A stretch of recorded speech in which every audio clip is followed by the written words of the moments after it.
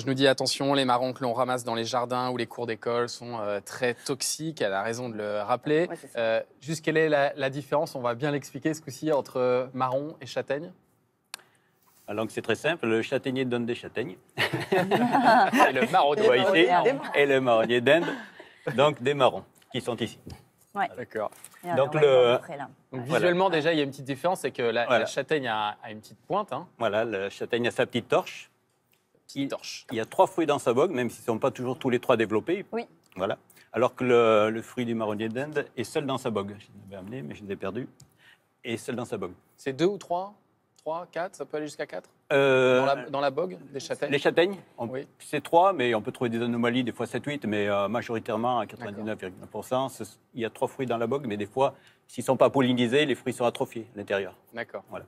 Et puis la bogue est différente également. Voilà, C'est- donc c'est la un- bogue- C'est un oursin, celle de la châtaigne. La bogue de la châtaigne est très épineuse, Ouais. que la bogue du marronnier d'Inde. Attendez, je vais essayer d'en trouver une avec vous. Te pique C'est ça. pas la même couleur, on peut dire aussi. Les marrons, c'est beaucoup plus vert, c'est très vert. La bogue de marron, elle est très verte, alors que la bogue de châtaigne, elle est plus épine. Oui, elle est très verte Pardon. contre le fruiton, mais comme celle du marronnier d'Inde. Mais après, avec les intempéries, on a eu beaucoup de pluie, donc les châtaignes avec les bogues de châtaigne avec la maturité jaunissent, Oui, c'est- comme celle du marronnier d'Inde. Il ne faut Ouais. pas se fier à la couleur, mais plutôt au nombre d'épines et surtout aux fruits. Hein. Vous voyez, le marron d'Inde n'a pas sa petite torche comme ça. Voilà. Même si la petite torche peut être cassée c'est par la les petite manutentions pointe, là. à l'étalage, Donc là, c'est Voilà. le marron C'est pas d'Inde. lisse. on voit bien quand Et même ici, la la petite châtaigne. forme. Et il faut faire attention à ne pas se tromper, hein, Victoire. Hein. L'ANSES, il tire la sonnette d'alarme là-dessus parce que tous les ans, tu le disais tout à l'heure, il y a des accidents. Bah oui, les intoxications comme ça, on se dit que c'est évident, puis en fait, finalement, pas tellement, parce qu'il y a des cas d'intoxication, alors c'est des problèmes digestifs, des nausées, des vomissements, etc.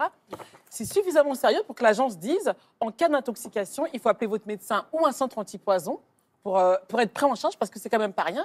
Et ils rappellent donc certains conseils que vous avez donnés, pour vraiment pas confondre. Ils disent aussi, alors là, on n'a pas des feuilles de marron, mais que la feuille aussi est assez différente. Il y a aussi une grosse différence, c'est que ce qu'explique l'agence de sécurité sanitaire, c'est que les châtaignes, on va les trouver en forêt, dans les bois.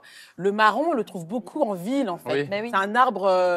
Mais du coup, ça veut dire que quand on. Dans les parcs et les Voilà. cours d'école, Mais c'est ça veut là où dire ça peut aussi être qu'il ne faut dangereux pas aussi. s'amuser, et ça c'est très important, à ramasser des fruits qui ressembleraient à des marrons ou des choses qu'on ne sait pas, mais en ville, il ne faut pas ramasser. Ah Parce bah, qu'on ne moi, sait pas à les quoi on enfants, a ils le fait. font Ah oui. tous les ans, hein. Et Puis non, tous parce les que enfants du il parc. faut les collectionner. Aujourd'hui, bah oui. on vend aussi, en ville notamment, on vend des châtaignes qu'on fait griller. Donc le problème, c'est que ça participe à la confusion et ça peut faire aussi qu'après, il y a des problèmes d'intoxication. Mais regarde.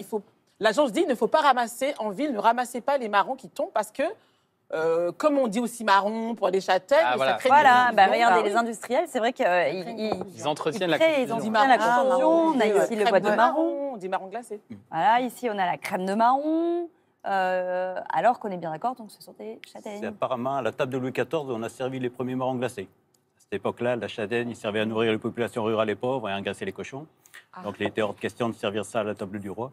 Et après, les transformateurs ont toujours gardé la notoriété du terme marron. Et ce qui explique cette confusion maintenant. Donc, quand on a fait notre AOC, puis AOP, on a volontairement écarté le terme marron pour éviter la confusion avec le marron. C'est ça. Oui, et puis il est temps maintenant, franchement, on peut le dire aux industriels, de passer au terme châtaigne parce qu'il paraît presque plus noble aujourd'hui. Je pense que Ouais. dans l'image pour les consommateurs, elle a vraiment changé. Il y a ce côté de retour à la nature Ah oui. qu'il faut expliquer. C'est plus simple de dire que les fruits du châtaignier, ce sont des châtaignes. En Bah, revanche, logique. en revanche, le marron d'Inde, Caroline, il peut être utile, hein, tu nous l'as dit, en phytothérapie. Oui, effectivement, nous, en herboristerie, on vend l'écorce. Tiens, Maria, tu me- Oui, j'y vais. On vend l'écorce du marron d'Inde. Alors ça, on le vend pour ses propriétés vénotoniques et notamment dans le cas des hémorroïdes. Ah oui, on C'est en assez parlait. fabuleux parce que ça a un effet astringent, ça resserre les tissus. Et sur les hémorroïdes, mais aussi sur les jambes lourdes, sur les varices, c'est très intéressant. Et on vend aussi la feuille de châtaignier. Et elle, on la donne plutôt pour tout ce qui est respiratoire et bronchopulmonaire, notamment la toux. Donc tout ce qui est toux, bronchite, et ça se mélange avec d'autres plantes, le bouillon blanc, coquelicot. Mais D'accord. donc châtaignier, c'est plutôt ORL bronchopulmonaire. C'est très peu vasculaire, même Ouais. si ça l'est quand même un peu. Alors que marron d'Inde, c'est exclusivement vasculaire et plutôt pour la sphère petit bassin, et donc hémorroïdes principalement. Alors c'est très amer en tisane et souvent c'est plutôt en teinture mère qu'on le consomme ou en gélule. Parce qu'en tisane, c'est pas C'est vraiment vraiment pas horrible. bon. Ok, ah oui, carrément. Sarah nous dit, j'adore les produits à base de châtaigne, ça me permet de limiter le gluten dans mon alimentation. C'est vrai que vous, Delphine, vous êtes vous-même intolérante au gluten. Est-ce que la châtaigne, ça fait vraiment partie d'un produit que vous travaillez beaucoup en cuisine? Ah ben oui, c'est-à-dire que c'est vraiment le produit miracle. C'est de l'entrée au dessert, on peut en faire plein de plats. Et puis effectivement, en ce moment, c'est la saison, donc c'est assez génial. Et surtout que c'est un fruit qui est, comme son nom l'indique, exempté de gluten. Et il y a quoi? Il y a du zinc, il y a de la vitamine C, de la vitamine B, du cuivre. C'est très riche en fibres et c'est très riche en amidon. Et ça, c'est génial parce que l'amidon, c'est vraiment rassasiant. Et on en parlait tout à l'heure. C'est vraiment, on n'a pas besoin de manger énormément. On prend un petit peu et c'est vraiment suffisant avec de la farine de châtaigne. Et c'est ce qui manque dans les régimes sans gluten quand on est cœliaque ou intolérant ou même juste sensible. C'est le fait de se sentir rassasié. C'est-à-dire je peux vous faire des super plats sans gluten, des desserts et tout, mais vous aurez toujours un petit peu faim. Alors que là, avec la châtaigne, C'est costaud. On est calé. c'est costaud, on est calé. C'est et l'équivalent pour ça, d'un c'est génial. féculent, non? C'est ça? Oui. Parce que c'est un farineux. Ouais. Et je rebondis pour refaire écho aux probiotiques tout à l'heure, mais Ouais. c'est dans les amidons que ça contient en termes de glucides, il y a des amidons dits résistants. Les amidons résistants sont dits bifidogènes. En fait, ils vont augmenter la prolifération de notre bonne flore intestinale. Voilà. Et donc, c'est très intéressant pour ça. C'est aussi pour les gastro, si vous avez des petits problèmes intestinaux, la châtaigne est très très bonne Ah. pour Ouais, ça. ça. C'est bon à savoir, donc Et c'est c'est complémentaire avec ce alcalinisant que... aussi. Quelles que soient ses formes, vous l'utilisez sous quelle forme? Alors moi je l'utilise, alors j'adore, c'est un produit nature, c'est juste magique, donc juste avec une petite noix de beurre, on parlait des épices aussi, on met juste un petit peu de poivre, et puis sinon un petit peu de cannelle ou de la noix de muscade, et c'est Ah oui. divin. En Ça- poêlé, c'est ça? Grillé. Ou en- Poêlé. Ouais. Alors grillé, ça n'a pas besoin de beurre, donc c'est ça qui est juste génial. Juste Ah grillé comme ça, ou à la cheminée, ou même au four, tout simplement, sans rien rajouter au four, c'est magique. Et puis sinon, c'est vrai, vous pouvez le rajouter, ça se marie très très bien avec les volailles, avec la fameuse Eh oui. dinde, La dinde feu, au la marron, dinde sauvée au marron.